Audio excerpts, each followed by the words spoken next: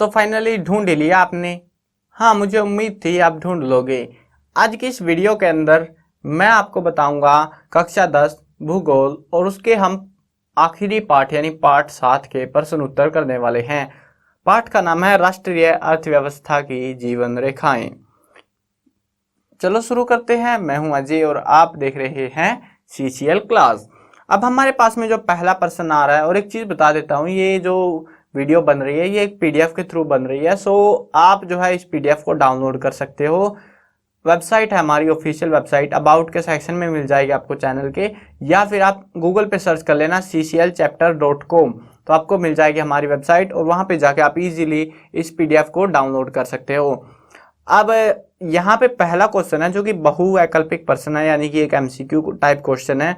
और क्वेश्चन क्या है, निम्नलिखित में से कौन से दो दूरस्थ स्थित स्थान पूर्वी पश्चिमी गलियारे से जुड़े हैं। यानी कि जो दो इलाके बताने हैं जो कि पूर्वी और पश्चिमी इलाकों से जुड़े हुए हैं, मतलब एक हाईवे के थ्रू जुड़े हुए हैं, वो बताने हैं। तो पहला है मुंबई नागपुर, मुंबई कोलकाता, सिलचर पोरबंदर, नागपुर सिलीगुड़ी। तो यहाँ पे ऑप्शन कौन सा है, सिलचर और पोरबंदर, जो कि गुजरात में पड़ता है आपका। तो आपने देखा होगा ना, एक तो उत्तर और दक्षिण वाला है बड़ा हाईवे जिसको हम स्वर्णिम कुछ चतुर्भुज ऐसा कुछ हाईवे बोलते हैं, सुपर हाईवे।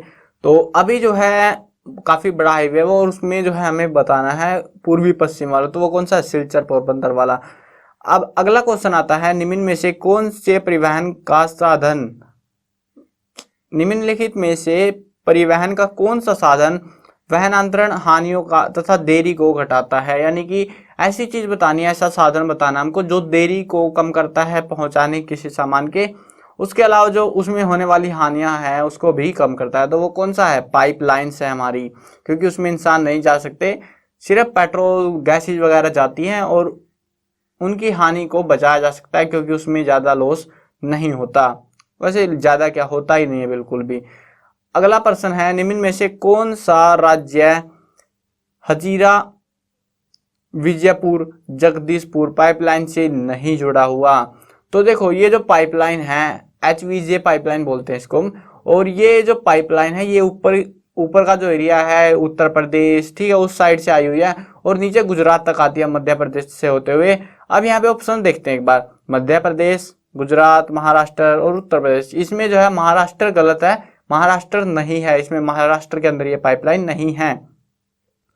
अगला प्रश्न देखते हैं, इनमें से कौन सा पतन पूर्वी तट पर स्थित है। पूर्वी तट पर कौन सा पतन जो है वो स्थित है, समुद्री पतन, और जो अंतस्थलीय तथा अधिकतम गहराई का पतन है तथा पूर्ण रूप से सुरक्षित है वो बताना हमको। तो मैंने आपको पाठ के अंदर भी ये चीज बताई थी कि जो पतन है वो अलग अलग थे, बहुत सारे थे, और उनमें खास खासियत उनकी बताई थी मैंने कुछ कुछ पतनों की जो कि ज्यादा काम के हैं। और अब ये जो पतन है ये है विशाखापट्टनम। ऑप्शन में शायद कुछ गड़बड़ी होगी टाइपिंग करते इसमें, कोई बात नहीं, मैं इसको फिक्स कर दूंगा। अब जो है यहाँ पे देखो, यहाँ पे जो है ऑप्शन दे रखे हैं चेन्नई, तुतिकोण, प्रादीप और विशाखापट्टनम। तो यहाँ पे कौन सा है, विशाखापट्टनम वाला पोर्ट है आपका, ये मतलब पतन है। और इसके अलावा जो है एक चीज बता देता हूँ, जो चेन्नई वाला पतन है वो भी बहुत बार पूछा जाता है, इसको MCQ को थोड़ा सा घुमा देते हैं वो लोग। चेन्नई वाले पतन में उसमें क्या है, वो मानवों के द्वारा, इंसानों के द्वारा बनाया गया, खुद के द्वारा, मतलब एक तो होता है प्रकृति ने बनाया, प्रकृति ने, लेकिन हम इंसानों ने जो बनाया है पतन वो आर्टिफिशियल पतन पहला और सबसे बड़ा पतन है चेन्नई वाला। प्रश्न नंबर 5, निम्नलिखित में से कौन सा परिवहन साधन भारत में प्रमुख साधन है। तो हमें जो है अलग अलग साधनों के बारे में देखना पड़ेगा। अब ये जो साधन है इसमें ऑप्शन दे रखे हैं पाइपलाइन, क्योंकि पाइपलाइन में तो कोई छाता ही नहीं है। अब सड़क परिवहन, रेल परिवहन, वायु परिवहन। वायु की टिकटें जो है हवा में जाने वालों की टिकटें बहुत महंगी पड़ती हैं, और जो सड़क परिवहन है सड़कों के थ्रू जो जाते हैं वो भी ज्यादा है, लेकिन जो सबसे ज्यादा इंसान जाना पसंद करते हैं वो रेल से, क्योंकि रेल के अंदर जल्दी पहुंचा जाता है, किसी भी पॉइंट पे जाना हो तो वो थोड़ा जल्दी पहुंच जाते हैं हम, तो इसीलिए रेल परिवहन सबसे ज्यादा इस्तेमाल किया जाने वाला परिवहन का साधन है। अगला प्रश्न आता है, निम्नलिखित में से कौन सा शब्द दो या अधिक देशों के व्यापार को दर्शाता है। तो हमने व्यापार के बारे में पढ़ा था कि अंतरराष्ट्रीय व्यापार वो कौन सा होता है, दो देशों या उससे अधिक देशों के बीच का होने वाला व्यापार। तो यही तो है, यही तो पूछा इन्होंने। तो ऑप्शन कौन सा रहेगा, अंतरराष्ट्रीय व्यापार रहेगा आपका। अब अगला प्रश्न देखते हैं जो कि 30 शब्दों में आपको इसका उत्तर देना है। सड़क परिवहन के 3 गुण बताइए।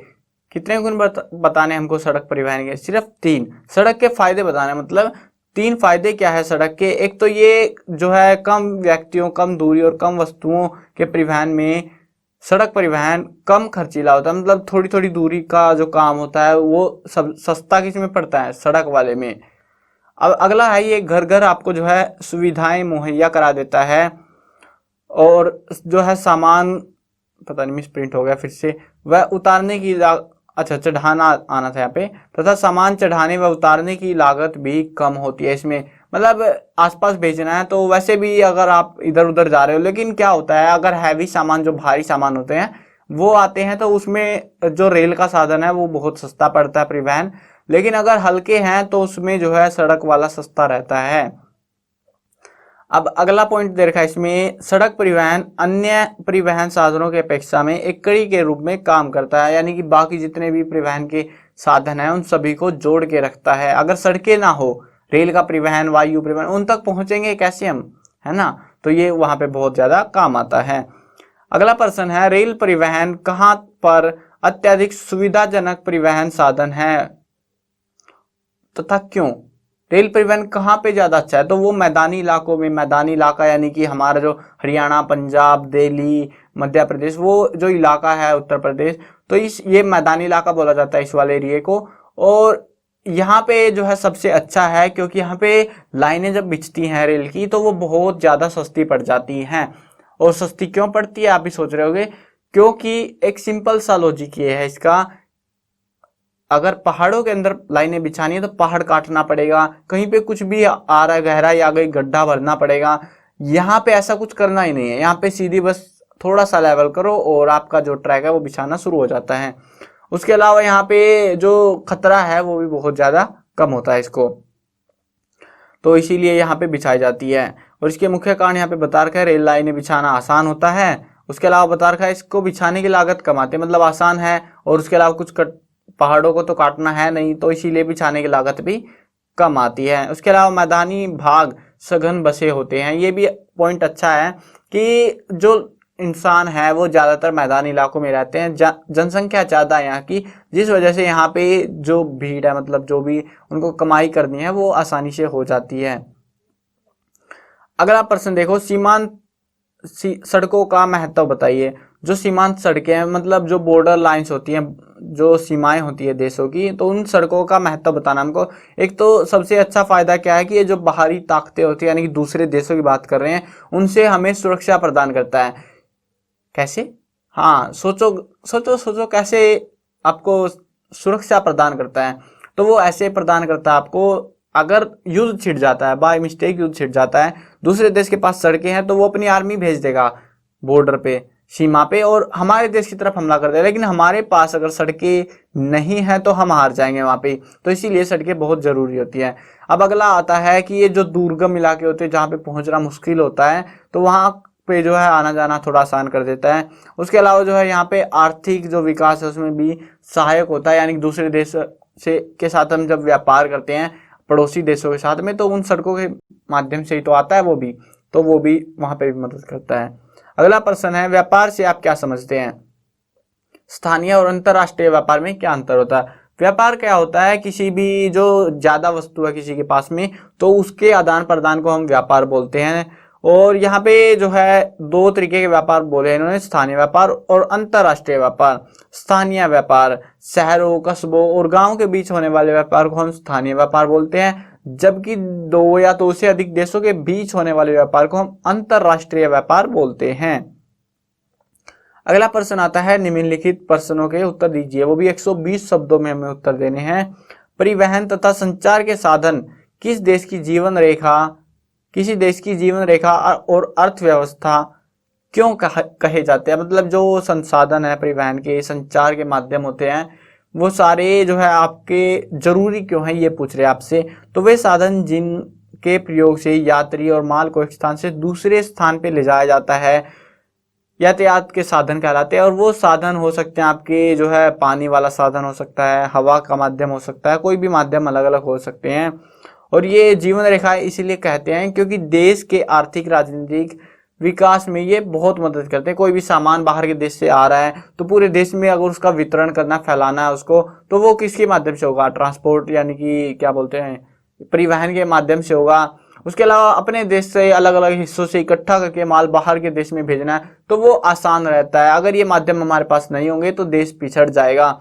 ये जो परिवहन के साधन है वो जैसे मान के चलो हमारे शरीर में जो आर्टरीज होती है, खून जो है सप्लाई होता है पूरे शरीर के अंदर, तो वो खून नसों में से जाता है। अगर नसें ही ना हो तो वो खून जाएगा कैसे? पूरे शरीर सही से काम नहीं कर पाएगा। वैसे ही देश बेजान होके मतलब कमजोर हो जाएगा देश, और अर्थव्यवस्था नीचे गिर जाएगी। तो यही सारी चीजें आपको यहाँ पे बतानी है। अब अगला प्रश्न देखो आप, अगला प्रश्न है पिछले 15 वर्षों में अंतरराष्ट्रीय व्यापार की बढ़ती प्रवृत्ति पर एक लेख लिखिए। मतलब पिछले जो 15 साल है उसमें अंतरराष्ट्रीय जो व्यापार है उसमें बढ़ोतरी हुई, इसके बारे में बताना हमको। तो हाँ, बहुत ज्यादा, मतलब बहुत ज्यादा बढ़ोतरी हुई है पिछले 15 सालों में। लेकिन इन बुक वालों के 15 साल बहुत पिछले हैं, यानी कि 2000 से भी पहले चले गए हैं, क्योंकि 2005 में तो इन्होंने प्रश्न लिख भी दिए थे। अब जो है हम अपने हिसाब से बात करें तो जो आदान प्रदान है चीजों का वो ज्यादा बढ़ गया है 2020 के हिसाब से। तो यहाँ पे जो पहले के मुकाबले जो सुविधाएं थी वो बढ़ती जा रही हैं, वो भी ज्यादा अच्छा फायदा। और ये अंतरराष्ट्रीय व्यापार की मदद से, पहले पेट्रोल डीजल का इस्तेमाल नहीं किया जाता था, लेकिन अब होने लगा है। होने क्या लगा, खत्म करने को आ गए लोग। तो ज्यादा जो संसाधन है यातायात के वो हमारे पास हो गए हैं। तो ये किसकी वजह से हुआ? अंतरराष्ट्रीय व्यापार। क्योंकि अगर दूसरा देश हमें पेट्रोलियम नहीं देता तो हम क्या करते? हमारे पास तो बहुत कम है, इतने साधन आपके नहीं चल पाते। तो यही सारी चीजें आपको यहाँ पे बतानी है, ये रहा पॉइंट आपका। और यहाँ पे कुछ बढ़ोतरी भी दिखा रखी है आपको, देखो कि भारत के निर्यात में वृद्धि। तो यहाँ पे 2004-5 की बता रखे इन्होंने, ये वृद्धि हुई है। स्क्रीन पे वैसे आपको दिख रहा है तो ज्यादा बताने की जरूरत है नहीं है, आप पोज करके आराम से पढ़ सकते हो इन वृद्धियों को। अब यहाँ पे आगे देखो, यहाँ पे पेट्रोलियम के अंदर वृद्धि हुई है, मोती हीरे, कुछ चीजें हम बाहर के देशों से मंगाते हैं, कुछ बाहर के देशों में भेजते हैं, वही सारी चीजें आपको यहाँ पे बतानी है। उम्मीद है आपको पसंद आई होगी। अगर पसंद आई तो जो है आप पीडीएफ डाउनलोड कर सकते हो। अगर आपको रिमेंबर करना है, लिखना है आपकी बुक में, नोटबुक में, तो आप पीडीएफ डाउनलोड कर सकते हो पढ़ने हो तो। बाय द वे मैंने आपको क्वेश्चन आंसर समझा दिए हैं, जो कि मेरा मेन उद्देश्य था आपको समझाना क्वेश्चन आंसर, तो वो आपको समझ में आ गए होंगे। पीडीएफ डाउनलोड करनी है तो वेबसाइट पे चले जाना cclchapter.com, अबाउट का सेक्शन है चैनल का, वहां से भी जा सकते हो। वहां पे मैंने वेबसाइट का लिंक दे रखा है। बाकी पार्टिकुलर एक वीडियो में कई बार क्या होता है मैं भूल जाता हूँ ऐड करना, कोशिश करूंगा इसमें भी ऐड कर दूं, बट अगर भूल जाता हूं तो आप जा सकते हो। वेबसाइट का पता होना चाहिए आपको हमारी का। अब मैं आपको बता देता हूं, मैं कवर करने वाला हूं क्लास 8, 9, 10, 11 और 12th क्लास की सभी subject, Hindi medium, English medium. आप किसी भी मीडियम से हो, आपको हर एक वीडियो मिल जाएंगी। ऐसा नहीं है एक दिन में मिल जाएंगी, लेकिन हाँ मैं सारी बुक्स कवर करूंगा। तो यार आप जो भी क्लास में हो, आप आगे 11th में आओगे, 12th में आओगे, बहुत सारी चीजें आपको आपके काम की इस चैनल के ऊपर मिलने वाली है। तो यार मिस मत करना, ऐसे चैनल को सब्सक्राइब कर लो अभी के अभी, साथ में घंटी दबा देना ताकि कोई अपडेट आपसे मिस ना हो पाए।